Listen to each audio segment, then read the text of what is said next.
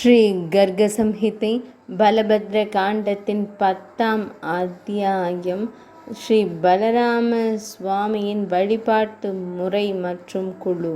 துரியோதனன் கூறினான், இறைவா, நீங்கள் எல்லாம் அறிந்தவர். ஸ்ரீ கர்காச்சாரியார் பலபத்ர சுவாமியின் நாள்காட்டியை கோபியர்களின் கூட்டத்திற்கு எவ்வாறு வழங்கினார் என்பதை விளக்குங்கள். பிரத்வீபாக முனிவர் கூறினார், ஒரு முறை கர்க முனிவர் கர்காச்சாரியார் முனி சிரேஷ்டர் கர்கசாலை விட்டு புறப்பட்டு யமுனை நதியில் நீர் சுத்திகரிப்பு சடங்கை செய்வதற்காக பிரஜபூருக்கு வந்தார். யமுனை கரையில் இருந்த அழகிய கொடிகள் காற்றில் அசைந்தாடின. மலர்களின் நறுமணத்தால் மயங்கிய தேனீக்கள் ரீங்காரம் செய்தன.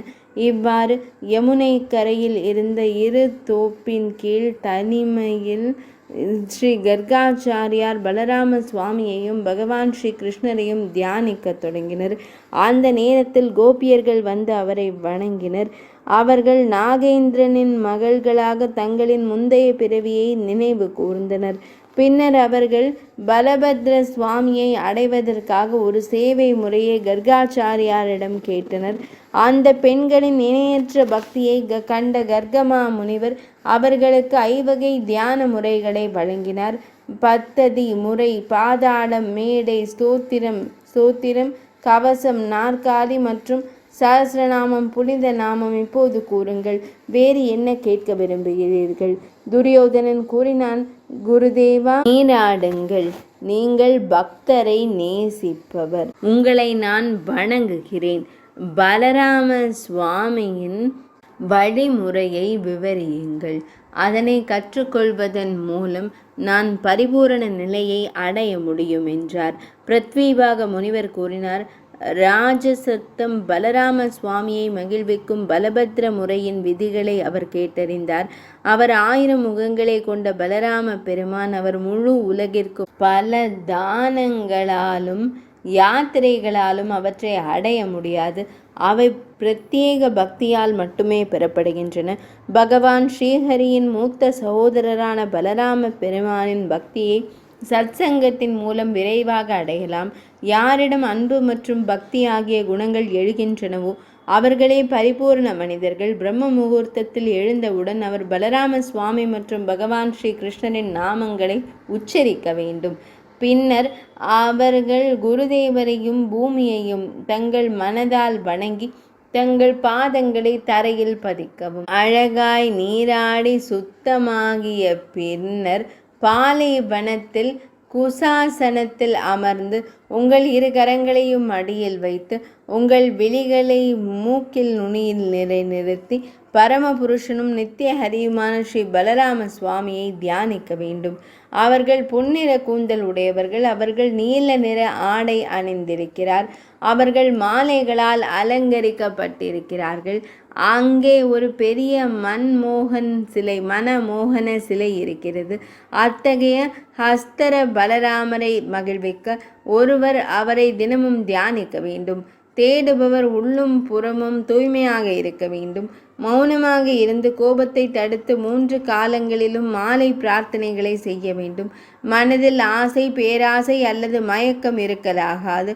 உண்மையை பேசவும் சுய கட்டுப்பாட்டுடன் இருந்து அகந்தையை 1 முறை மட்டுமே உண்ணவும், 2 முறை காலை உணவு உட்கொள்ளவும், புனிதமான பட்டாடைகளை அணிந்து தரையில் படுத்து கொள்ளவும். ஆகவே ஒருவன் 6 எதிரிகளையும் வென்று ஒருமுகப்படுத்தப்பட்ட மனதுடன் பஜனை செய்யும் போது மிகவும் பரிபூரணமான ஸ்ரீ சங்கர்ஷ்ண பகவான் எல்லா காரணங்களுக்காகவும் மகிழ்கிறார். மகாபாகு பௌரவராஜர் இவ்வாறு நான் மகாத்மா பலதேவரிடம் அந்த முறையை விவரித்தேன். இப்போது நீங்கள் வேறு என்ன கேட்க விரும்புகிறீர்கள்? துரியோதனன் கூறினான், முனிவரே, தேவர்களின் தலைவரான பலராம சுவாமியின் பாதத்தை இப்போது எனக்கு கூறுங்கள். அதை அறிவதன் மூலம் நான் எப்போதும் அவரது தாமரை திருவடிகளுக்கு சேவை செய்ய இயலும்.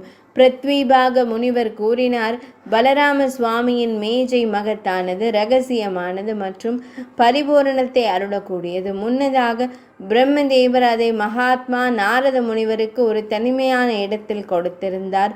முதலில் பிரணவம் என்று எழுதி பின்னர் காமபிஜர் விடுதலை என்று எழுதவும்.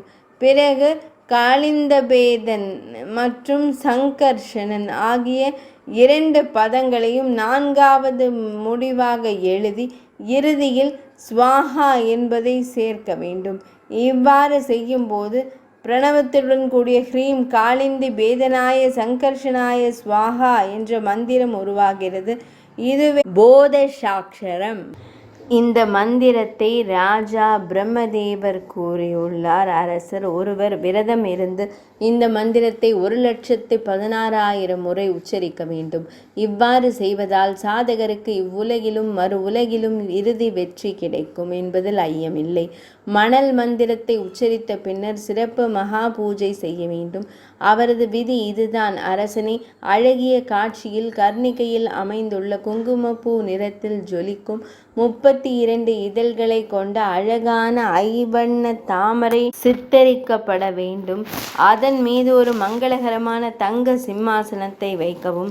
அதன் மேல் பலராம சுவாமியின் உன்னத சிலையை வைத்து அதை முழுமையாக வழிபடவும்.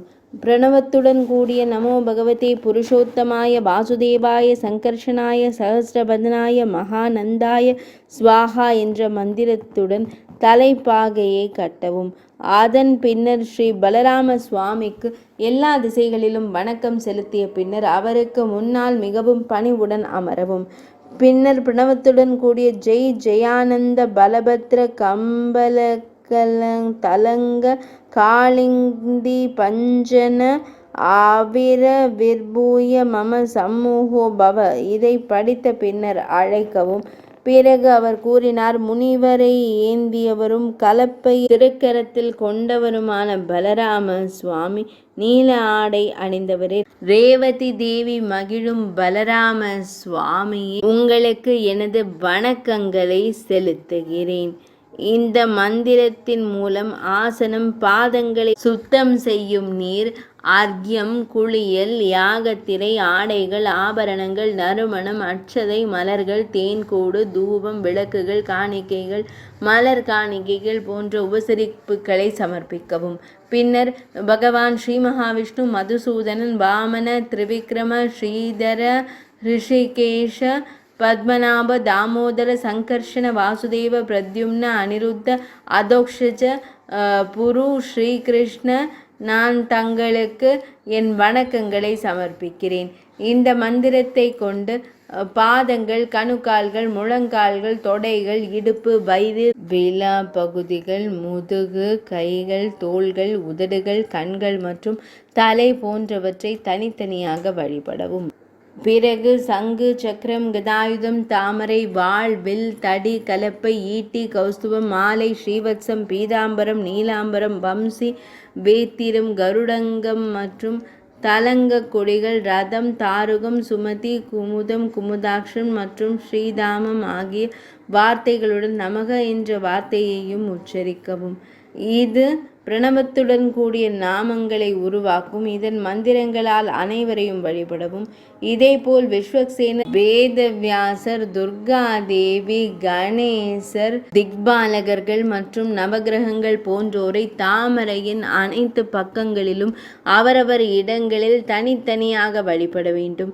பிறகு பரிசமுகனம் போன்ற பானைகளை சமைக்கும் சடங்கின் மூலம் அக்னி தேவனை வழிபட்டு மேலே குறிப்பிட்ட பிரணவத்துடன் கூடிய க்ளீம் காளிந்தி பேதனாய சங்கர்ஷனாய ஸ்வாஹா என்று கூறவும்.